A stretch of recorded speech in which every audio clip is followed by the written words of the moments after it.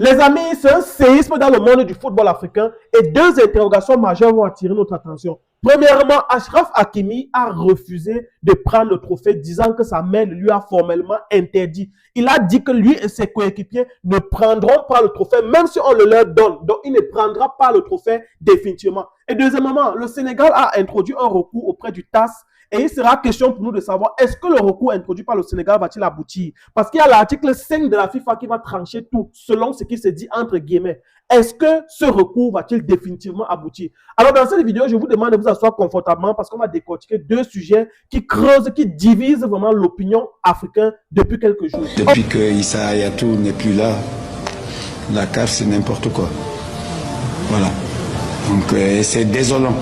Et nous, Africains, vraiment, on ne mérite pas ça. On ne mérite pas ça. Je pense que les gens devraient nous respecter mieux que ce qu'ils font. Vous savez, à la création de la CAF, je pense, c'était dit que le siège serait toujours au Caire. Je pense, hein. Mais aujourd'hui, les réunions ne se tiennent plus au Caire. Hein. Voilà, donc ça doit tout dire. Même si on peut condamner beaucoup de choses, mais ça là, c'est une décision stupide, je pense. Et je crois que le TAS va rétablir la situation. J'espère, en tout cas, parce que sinon, là, ça ne sert à rien d'organiser cette compétition. Parce que j'ai l'impression que le foot n'a plus sa place, quoi. C'est plus le business, mais c'est plus le foot. Aujourd'hui, si on me demandait qu'à moi, ou tous les amoureux du football, ou tous les connaisseurs de football, le champion d'Afrique aujourd'hui, c'est le Sénégal. Qu'est-ce qu'on fait avec une équipe qui sort du terrain? Le plus important, c'est pas de sortir du terrain ou de rentrer, de ne pas sortir du terrain. Le plus important, pour moi, c'est qui a gagné. Est-ce qu'on a joué les 90 minutes? Est-ce qu'on a joué les prolongations? Est-ce qu'on a joué les extra time? Le plus important, aujourd'hui, le Sénégal a gagné 1-0, but de Pape Gueye. Le monde aujourd'hui est content pour notre victoire et c'est ça qui est important. Alors, commençons premièrement avec le bas qui blesse. Qu'est-ce qui pourrait rendre le Sénégal vainqueur de cette CAN? Très simplement, ce sont les textes. Alors, pour ceux qui ne le savent pas, le Sénégal, la Fédération sénégalaise de football a officiellement déposé un recours auprès du tribunal arbitraire du sport, en abrégé TAS, ce mardi, pour contester la perte de son titre de champion d'Afrique. Alors, je vous explique le rôle du TAS ici, du tribunal arbitraire du sport. Le TAS ici est l'organe qui se charge de réguler et de veiller à l'application des lois du football partout dans le monde entier. Ça veut dire que quoi? En fait, le TAS applique les lois établies par la FIFA. Vous savez que la FIFA est l'instance suprême qui dirige le football au monde. C'est-à-dire que si dans ton pays il y a peut-être un championnat et que peut-être il y a une décision, une sanction que tu n'as pas aimé et que tu veux contester, tu peux faire appel au TAS et le TAS va se charger de vérifier et d'appliquer selon les lois de la FIFA, selon les lois du football. Alors, dans ce cas de figure, on se retrouve dans cette situation où la CAF, c'est-à-dire la Confédération africaine du football, dépend de la FIFA, est sous tutelle de la FIFA. Ça veut dire qu'ici, entre guillemets, même si la CAF a ses propres lois, la FIFA peut intervenir et dire, ou bien mettre stop à une situation au moyen du TAS. Donc, ça veut dire que le TAS peut venir et dire que, bon, ici, là, non. Voici ça, vous avez peut-être mal tranché, vous avez bien tranché, voici comment ça devrait se passer. Voici. Donc, le Sénégal a bien évidemment décidé de saisir le TAS pour cette décision. Alors maintenant, quelle est la loi de la FIFA qui va rendre tout simplement le Sénégal, qui va rendre justice au Sénégal de manière simple et claire, sans se salir? Alors, je vous la lis tout simplement. La loi 5. La loi 5 de la FIFA définit le rôle et les pouvoirs de l'arbitre qui dirige le match et veille à l'application des règles. C'est-à-dire ici, dans la loi 5, on stipule que l'arbitre est le seul décideur de tout et en tout. Alors, ces décisions sur les faits de jeu sont définitives, irrévocables et ne peuvent être contestées après la fin du match. Là, on dit bien après, les décisions de l'arbitre ne peuvent pas être contestées ou révoquées après la fin du match. Je ne sais pas si vous comprenez. Ça, c'est la loi du football. Ce n'est pas moi qui écris. Je lis seulement. Il assure le chronométrage, la discipline et la sécurité sur le terrain. C'est-à-dire que la loi 5C remet le pouvoir à l'arbitre de décider en tout. Dans le cas de figure où on se trouve, c'est après 2 mois qu'on est venu nous dire qu'ils ont vu, selon la loi 82 et l'article 84, que selon l'article 82 et 84 de la CAF, que quand tu sors, en tout cas, je continue de lire. Voici les points clés de la loi 5. Pouvoir décisionnel. L'arbitre est le seul juge des faits de jeu, but, faute, hors-jeu. Donc l'arbitre est le seul à décider d'un but, d'un hors-jeu. C'est-à-dire même si tu as marqué avec hors-jeu, il est le seul à dire que ici c'est bon, ici c'est pas bon. Même si demain il va aller se justifier, il est le seul à décider. Alors, autorité disciplinaire, il prend des mesures contre les joueurs, c'est-à-dire carton jaune, carton rouge ou les officiels. Alors, gestion du jeu. Il peut arrêter, suspendre ou interrompre définitivement le match. Avantage, il peut laisser le jeu se poursuivre si l'équipe ayant subi une faute en tire un avantage. C'est-à-dire, il peut laisser le jeu se poursuivre si peut-être on te fait une faute, mais que tu en tires un avantage. Bon, une faute égale à un avantage, il peut laisser le jeu se poursuivre directement.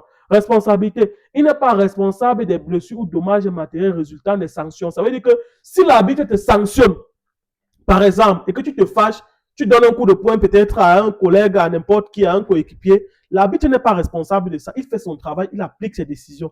Et en dernier point, modification de décision, il ne peut revenir sur une décision que s'il se rend compte de son erreur et n'a pas encore repris le jeu ou sifflé la fin du match. Ça veut dire que tant que le match se joue, tant que le match est en cours, s'il a fait une erreur, c'est pour ça que vous allez parfois voir que pendant que le jeu est en train de se jouer, quand il y a un but, par exemple, l'arbitre n'a pas été vigilant, n'a pas bien vu comment le but est entré.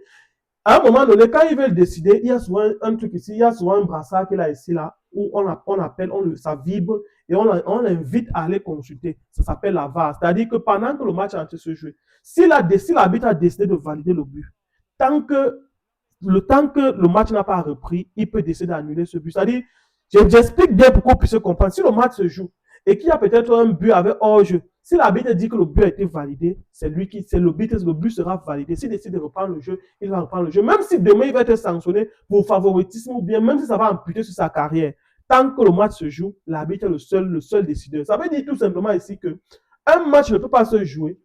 L'arbitre, parce qu'on se rappelle comment la compétition, le match s'est passé. Pendant le match, il y a eu une erreur de favoritisme. On a voulu favoriser une équipe par rapport à une autre. Les joueurs sénégalais se sont fâchés. Ils ont manifesté. Et quand ils ont manifesté, ils sont sortis du stade. Quand ils sont sortis, quand les joueurs sénégalais sont sortis du stade comme ça, là, ils sont allés dans les vestiaires. Il a fallu que, pendant ce temps, étant donné que l'arbitre, c'est aussi quelqu'un de moral, c'est aussi une personne morale, c'est pas un robot ou une machine, lui-même est conscient et voit bien qu'ici, là, il y a un problème, il y a quelque chose qui ne va pas. C'est pas comme si l'équipe a décidé de sortir comme ça, peut-être parce qu'ils ont tort, non. Lui-même sait qu'il y a eu favoritisme quelque part. Et l'arbitre, maintenant, a observé. Après, les joueurs sénégalais se sont concertés, ils ont décidé de revenir à cause d'un penalty qui n'en valait même pas la peine.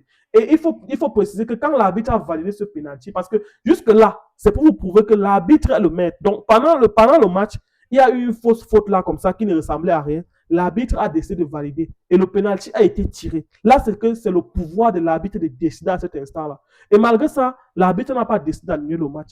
Et le match est terminé. On a remis les trophées, on a remis la coupe au Sénégal. Ils sont partis avec leur coupe. 2 mois plus tard, on vient dire que l'article 82 stipule que quand tu sors pendant que le match est en train de se jouer, on te déclare directement forfait avec 3-0. C'est pour ça que vous voyez depuis la décision, c'est 3-0 parce que on suppose que 3-0 c'est le score maximum qu'on peut infliger.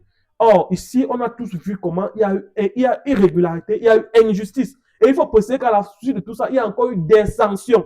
Alors, revenons sur le cas d'Hakimi. Alors, Hakimi ici a dit que sa mère lui a dit de ne pas prendre le trophée. Parce qu'il faut dire qu'au-delà du fait qu'on veut tous gagner, qu'on se dise que non, on veut gagner, on veut absolument être leader, on a aussi une conscience morale. Et la mère d'Hakimi a fait appel à la conscience morale de son fils. Alors, je vous dis ce qu'Achraf Hakimi a dit. Achraf Hakimi, le capitaine de la sélection marocaine de football, rejette le titre de la CAN 2025. Achraf Hakimi, capitaine de l'équipe nationale du Maroc, a rejeté le titre de la Coupe d'Afrique des Nations 2025, estimant que son équipe ne l'avait pas mérité après sa défaite. Donc l'équipe ne l'avait pas mérité après avoir perdu. Le défenseur du Paris Saint-Germain a déclaré que quelle que soit la décision de la Confédération africaine de football, en abrégé CAF, ni lui ni ses coéquipiers ne devraient accepter le trophée. Ça veut dire que ils se sont concertés et ont déjà dit on n'accepte pas ce trophée. Alors, ces propos interviennent après la défaite du Maroc face au Sénégal en finale du tournoi. Ma mère m'a dit de refuser le trophée de la CAN. Je le refuse officiellement et j'espère que mes coéquipiers feront de même. Nous avons une autre chance, mais nous n'avons pas réussi à gagner, déclare Achraf Hakimi, déclare Hakimi. Alors, on se rappelle tout ce qui est Hakimi. Hakimi est ce joueur-là qui, il y a de cela quelques mois, a failli se faire déposséder de ses biens par une femme, par une jeune demoiselle occidentale qu'il avait rencontrée là-bas, dont il était amoureux. Mais cela nous a fait comprendre que, à quelque part, il a gardé un peu ce qu'on appelle la logique des choses. Bien vrai que à chaque fois Hakimi ne s'est pas bien comporté durant la compétition. Ne nous mentons pas. Hakimi ne s'est pas bien comporté pendant la compétition qui s'est jouée. Et il a eu des comportements pas très aussi. Mais la vérité, c'est qu'ils ont ce qu'on appelle le fair play. Ils ont perdu et ils reconnaissent avoir perdu. Et quand il parle de lui et ses coéquipiers, avant de faire une telle sortie, très simplement, il s'est accordé avec ses coéquipiers. Et même ses coéquipiers sont clairs, sont d'accord que eux-mêmes, là où ils sont là, ils n'ont pas gagné. Et tout le monde a vu. Et même si, en fait, il y a ce sentiment de honte. Il y a ce sentiment de honte-là quand tu prends quelque chose que tu sais que tu ne mérites pas de droit. Et je pense que c'est un peu dans cette posture qu'Hakimi se trouve actuellement avec ses coéquipiers. C'est à peu près dans cette posture-là de voir qu'il va prendre quelque chose qui ne lui revient pas de droit, que normalement, il devrait refuser. Alors, ici, il faut préciser qu'après tout ceci, il y a eu des sanctions qui sont tombées. Il y a eu notamment des sanctions qui sont tombées la première fois. Opposées. Il y a eu des sanctions du côté du Maroc, il y a eu des sanctions du côté du Sénégal. Il faut préciser que ces sanctions ont encore été revisitées par la CAF et modifiées. Et ici, vous allez vous rendre compte qu'en plus du fait qu'ils veulent déposséder la CAF, les plus lourdes sanctions sont attribuées au Sénégal. Donc, c'est-à-dire que la fédération, la Confédération africaine de football, la CAF fait tout pour enfoncer le Sénégal. Alors, je vous lis les sanctions. Pape Thiaw, le sélectionneur sénégalais suspendu de 5 matchs. Donc, il a été suspendu pour 5 matchs. Il ne va pas entraîner. C'est-à-dire que les 5 matchs où peut-être l'équipe sénégalaise de football va jouer pendant la Coupe d'Afrique des Nations, là, c'est une façon pour eux de tuer la carrière de ce sélectionneur. Parce qu'il faut dire clairement, quand un sélectionneur n'entraîne pas quand un sélectionneur ne joue pas son rôle pendant 5 matchs, on sait que la prochaine, et il faut préciser que la prochaine Coupe d'Afrique des Nations, le Sénégal n'en fera pas partie. Encore, ça veut dire que c'est au moins 6 matchs. Donc ça, c'est tuer la carrière de l'arbitre du sélectionneur sénégalais. Sauf si peut-être il va en Europe, peut-être dans un club, il est récupéré par un club peut-être de première, de deuxième, troisième division et qu'il commence à entraîner là-bas. Là, peut-être parce que je ne sais pas si cette sanction sera toujours valable. Je ne sais pas parce qu'il faut préciser que la CAF dépend de la FIFA. Donc ça veut dire que même s'il va là-bas, peut-être la FIFA, la CAF, peut-être à cet instant là-bas, la CAF peut aussi influencer et pouvoir, mais je ne sais pas trop comment ça se passe, mais il faut aussi prendre ce paramètre. Ensuite, on a le joueur Ismaël Sarr et Iliman Ndiaye ont écopé de 2 matchs de suspension ferme pour comportement antisportif envers l'arbitre.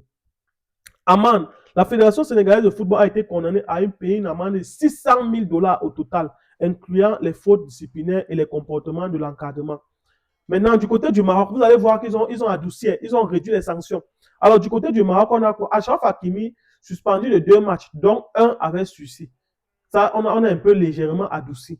Alors, Ismaël Saibari, bon, excusez-moi, ce ne sont pas des noms que j'ai l'habitude de prononcer. Donc, Ismaël Saibari, initialement lourdement sanctionné à peine, a été réduit en appel à 2 matchs, dont un avec sursis, et son amende est de 100 000 $. Son amende de 100 000 $ a été annulée. Or, pour les Sénégalais, on n'a pas compris ça.